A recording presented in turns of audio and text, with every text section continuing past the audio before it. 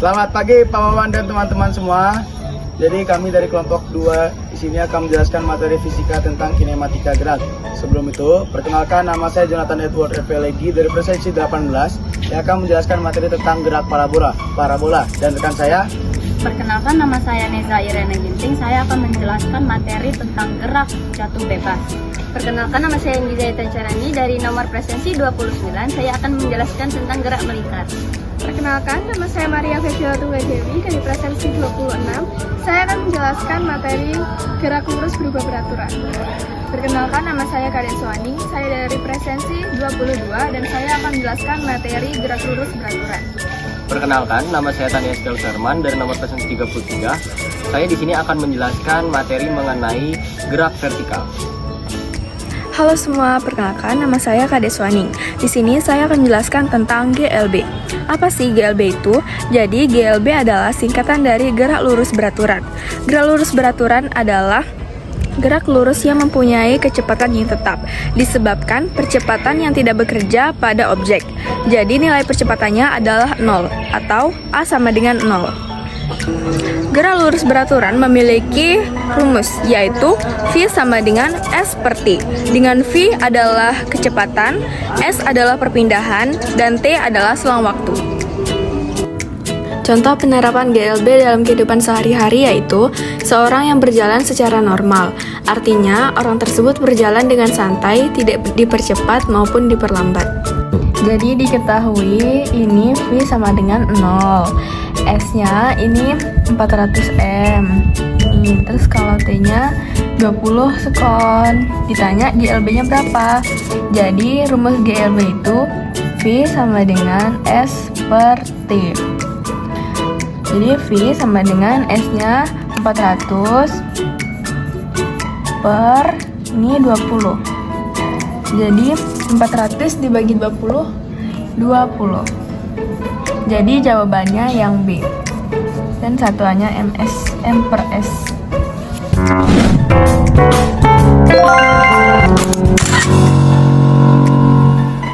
Halo semuanya, selamat siang. Perkenalkan, nama saya Maria Feviola Dewi dari presensi 26.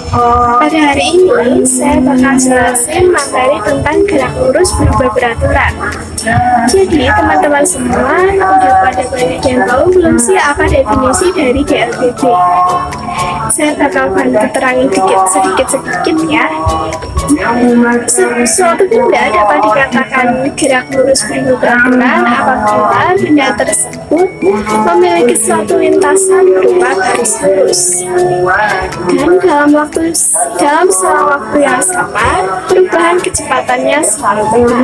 Nah, ternyata GLBB itu dibagi jadi dua, gerak lurus dipercepat dan gerak lurus diperlambat. Gerak lurus dipercepat berarti kecepatan bendanya setiap detik akan bertambah dan kecepatan dari bendanya bernilai positif. Sedangkan GLBB diperlambat berarti kebalikannya, yang dimana setiap detiknya kecepatannya akan terus berkurang dan kecepatan bendanya bernilai negatif. Terima kasih. Ini adalah rumus-rumus dari gerak lurus berubah beraturan. Silakan dibaca. GLBB dibagi menjadi dua. Yang pertama, GLBB dipercepat dengan rumus sebagai berikut.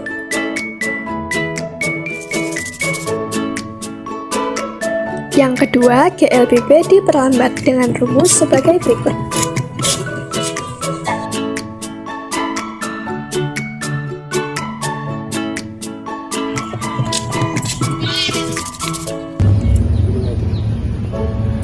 halo Pak Wawan dan teman-teman semua. Perkenalkan, nama saya Jonathan Edward dan kali ini saya akan menjelaskan materi saya mengenai gerak parabola.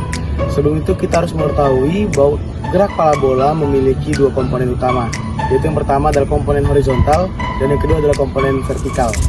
Jadi, untuk komponen horizontal itu merupakan komponen dari titik awal ke titik paling jauh. Dan sebaliknya, untuk komponen vertikal itu berasal dari titik awal ke titik paling tinggi.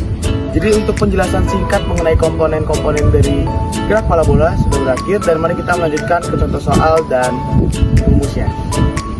Baik bawahan teman-teman semua, jadi kali ini kita akan membahas soal yang pertama. Di soal pertama ini kita akan mengetahui untuk mencari waktu. Jadi sebagai contoh soal, Padi menembakkan peluru dengan kecepatan 20 meter per sekon dan sudut elevasinya adalah 30 derajat. Waktu yang diperlukan peluru agar sampai di titik paling tinggi bila kecepatan gravitasinya adalah 10 per meter sekon kuadrat adalah. Kemudian untuk mencari ini kita akan menggunakan rumus T V sin theta per gaya gravitasi, dan kita masukkan persamaan tadi atau yang sudah kita ketahui tadi ke dalam rumus tersebut. Menjadi kecepatannya 20 meter per sekon bagi sin theta-nya adalah 30 derajat, kemudian dibagi lagi oleh kecepatan gravitasinya yaitu 10 meter per sekon.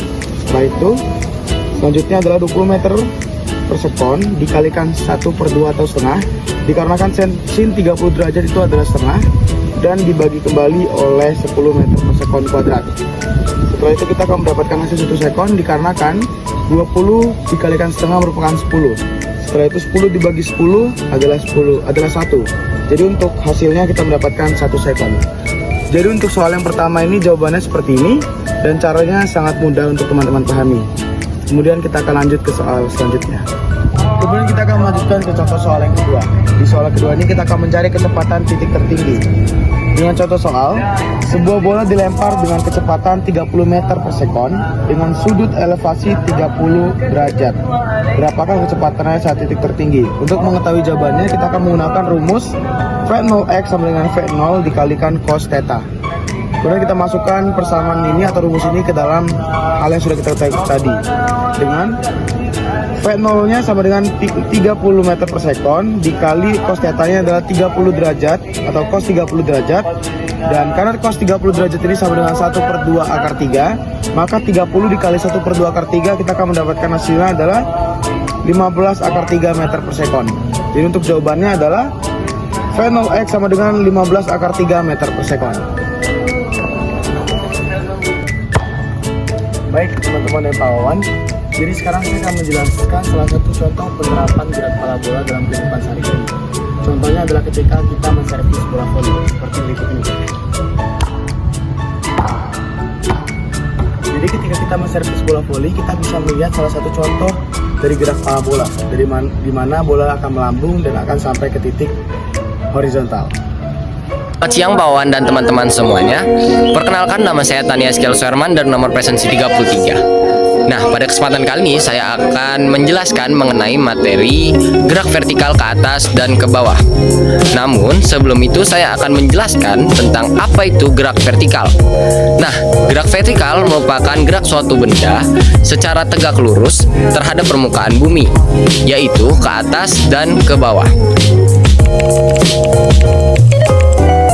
Nah, yang pertama itu ada gerak vertikal ke atas. Gerak vertikal ke atas adalah gerak suatu benda yang dilempar tegak lurus ke atas dengan kecepatan awal tertentu, atau V0 tidak sama dengan 0. Pada gerak ini, benda memiliki kecepatan awal. Tetapi karena gerak benda berlawanan arah dengan arah percepatan gravitasi, maka benda diperlambat oleh gravitasi, atau A sama dengan min G. Seiring dengan bertambahnya ketinggian benda dari permukaan tanah, kecepatan benda akan semakin berkurang. Nah, yang kedua itu ada gerak vertikal ke bawah. Gerak vertikal ke bawah adalah gerak benda yang dilempar tegak lurus ke bawah dengan kecepatan awal tertentu, atau V0 tidak sama dengan 0. Pada gerak ini, benda memiliki kecepatan awal dan dipercepat oleh gravitasi karena gerak benda searah dengan arah percepatan gravitasi. Gerak vertikal ke bawah ini memiliki percepatan konstan atau tetap, yang nilainya sama dengan percepatan gravitasi bumi atau G.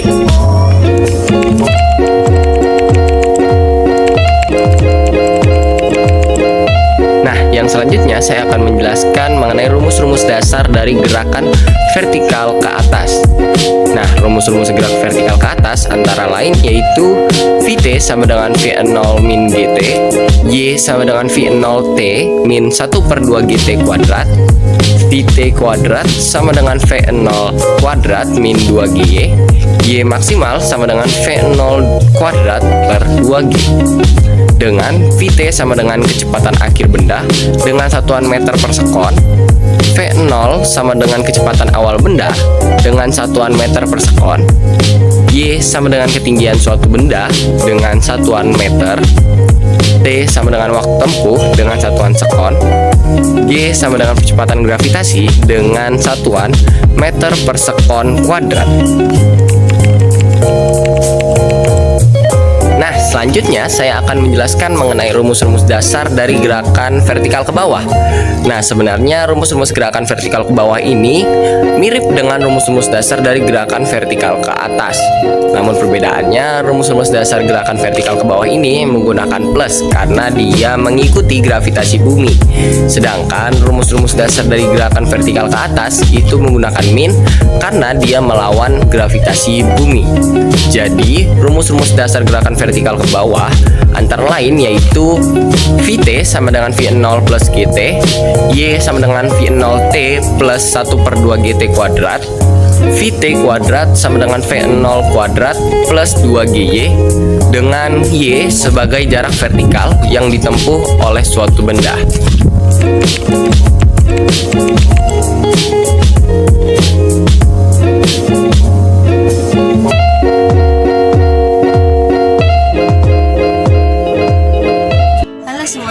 Nama saya Anggi Zaita Carani. Di sini saya akan menjelaskan tentang gerak melingkar.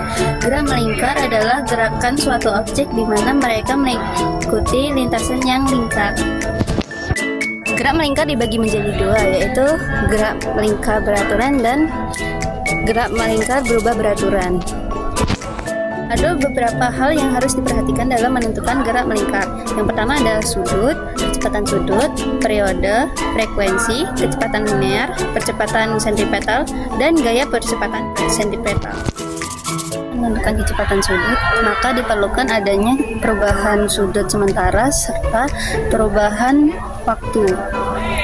Nah, untuk menentukan frekuensi maka diperlukan adanya periode. Dengan itu kita dapat menentukan frekuensinya, yaitu sama dengan 1 per periode. Dan untuk menentukan kecepatan linear maka diperlukan adanya jari-jari dalam lingkaran serta omega atau kecepatan sudutnya yang tadi. Untuk menentukan percepatan sentripetal maka diperlukan adanya kecepatan linear atau kecepatan sudut. Nah, kalau untuk kecepatan sudut itu nanti rumusnya pakai omega pangkat 2 kali jari-jari ya. Terus kalau mau pakai rumus linear berarti nanti rumusnya V pangkat 2 bagi jari-jari.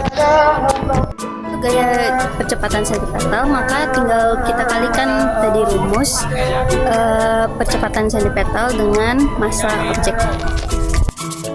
Sekarang saya akan menjelaskan tentang jenis roda-roda. Yang pertama ada seporos, yang kedua ada bersinggungan, dan yang terakhir adalah dihubungkan dengan rantai. Video ini adalah contoh penerapan roda seporos. Jenis roda yang seporos memiliki kecepatan sudut yang sama, namun kecepatan linear yang berbeda. Video ini menjelaskan tentang roda bersinggungan. Roda yang bersinggungan memiliki kecepatan linear yang sama, namun kecepatan sudut yang berbeda. Di video yang terakhir ini adalah contoh roda yang menggunakan rantai sebagai pembantu untuk menghubungkan satu sama lain. Mirip dengan roda yang bersinggungan, kecepatan linear dari roda ini itu sama, sedangkan kecepatan sudutnya berbeda. Nah, berikut adalah contoh soal gerak melingkar beraturan. Sebuah benda bergerak melingkar dengan kecepatan sudut 5 radian per second pada lintasan dengan jari-jari 2 meter. Hitunglah kecepatan linear benda tersebut dan kecepatan sentripetal yang dialami. Pertama-tama kita masukkan dulu rumus kecepatan linear, yaitu jari-jari dikali oleh omega atau kecepatan sudut. Kemudian kita masukkan nilai yang ada, yaitu 5 radian untuk omega dan 2 meter untuk jari-jarinya. Hasil dari perkalian tersebut adalah 10 meter per sekon. Sama seperti yang A, kita terlebih dahulu menuliskan rumusnya, yaitu V pangkat 2 per jari-jari. Lalu kita masukkan nilai V yang itu 10 meter per sekon dengan jari-jari 20 meter. Lalu diperoleh hasil yaitu 50 meter per second kuadrat. Sekian, terima kasih. Apa sih gerak jatuh bebas itu? Gerak jatuh bebas itu adalah benda yang hanya jatuh ke bawah, yang hanya dipengaruhi oleh gaya gravitasi tanpa ada pengaruh gaya lain seperti gaya hambatan udara. Kecepatan gravitasi bumi adalah 9,8 meter per second kuadrat. Rumus yang digunakan dalam gerak jatuh bebas adalah sebagai berikut. Ft sebagai kecepatan, G sebagai percepatan gravitasi bumi, T itu sebagai waktu. Contoh yang video tadi adalah menjelaskan gerak jatuh bebas. Ketika batu dijatuhkan dari ketinggian tertentu, batu tersebut akan jatuh ke dalam air kolam tadi dengan percepatan konstan hingga mencapai tanah. Rumus yang sering digunakan dalam gerak jatuh bebas adalah Ft sebagai kecepatan, G sebagai percepatan gravitasi bumi, T sama dengan waktu. Contoh yang di video tadi adalah menjelaskan gerak jatuh bebas di mana batu dijatuhkan dari ketinggian tertentu. Batu tersebut akan jatuh ke dalam air kolam tadi dengan kecepatan konstan hingga mencapai air tersebut.